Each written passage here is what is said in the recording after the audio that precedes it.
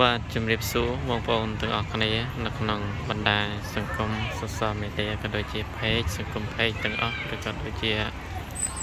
នៅក្នុង YouTube បាទនេះគឺជារោងមហាជននៃកម្មវិធីបុណ្យឆ្លងសមិទ្ធផលនានានៅក្នុងវត្តព្រៃរវាឃុំព្រៃរវាស្រុកព្រៃកបាស់ខេត្តតាកែវហើយនេះគឺជាសកម្មភាពលោកយាយលោកតារងចាំធម្មកថានិមន្តមកសម្ដែងពធទេសនាហើយនេះដែរគឺជាវេទិការបស់ក្រុមខ្ញុំបាទមង្គលសទ្ធាពិធីការគឺបានរៀបចំនៃវេទិកាសម្រាប់សម្ពោធនៅសមិទ្ធផលនានាបានរួចរាល់ជាស្ថាពរ 100% ហើយនៅឡើយតែយើងមិនទាន់បានដាក់នៅផ្កាកន្លែងគណៈធិបតីក៏ដូចជាកន្លែងប្រសង់គង់អីយើងអត់ទាន់បានដាក់អីទេដោយសារកម្មវិធីពេលព្រឹកចឹងហើយគឺយើងថតភ្លាមនេះដែរកែឡូបងប្អូនមួយចំនួនទៅគឺកែឡូថាគឺសូមមាត់រញ៉េរញ៉ាយអីចឹងណាបងប្អូនហ្នឹងហើយហើយឬសូមមាត់ឬសូមអីក៏សូមអធិស្ឋានបងប្អូនអរគ្នាដែរហើយនេះគឺវេទិការបស់យើងបានរៀបរាប់ពីគេហៅថារៀបចំរយៈពេលមួយយប់មួយថ្ងៃគឺយើងបានរួចចំមកហើយពីព្រោះយើងយប់មិញនេះគឺយើងធ្វើតម្រាំទៅហើយប្រើចំណាយពេលរយៈពេលរហូតដល់តែម៉ោង2យប់ហ្នឹងហើយម៉ោង2យប់ទៅបានយើងបានសម្ភារនឹងអត់ហើយទេគ្រាន់តែយើងក្រងស្អឹង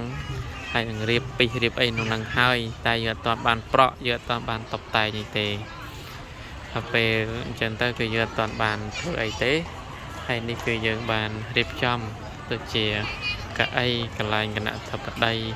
អីជាដើមគឺយើងបានរៀបចំរួចរាល់ហើយក្នុងនោះដែរគឺក៏សូមអរគុណចំពោះបងប្អូនទាំងអស់គ្នាបើសិនជាពេញចិត្តនឹងChannel YouTube របស់ខ្ញុំបាទក៏ដូចជាការរៀបចំឬក៏ចង់តាមដាននៃវីដេអូការរៀបចំរាល់សកម្មភាពទាំងអស់តែងតែខុសឬក៏តែងតែអាប់ឡូតចែកជូនបងប្អូនទាំងអស់គ្នាហ្នឹងហើយដើម្បីទទួលកំសាន្តទាំងអស់គ្នា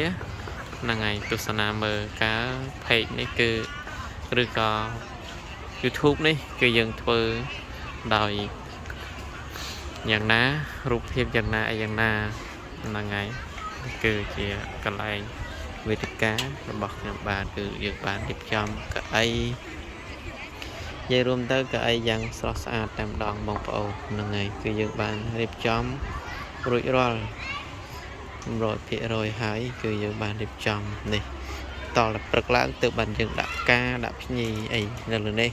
ហ្នឹងហើយការវងដាក់មាសឬក៏អីចឹងទៅហ្នឹងហើយគឺសម្រាប់បងប្អូនទាំងអស់គ្នានេះគឺបងប្អូនមើលឃើញហើយគឺនេះគឺកន្លែងវងអសអបអរសាទរពិធីសម្ពោធ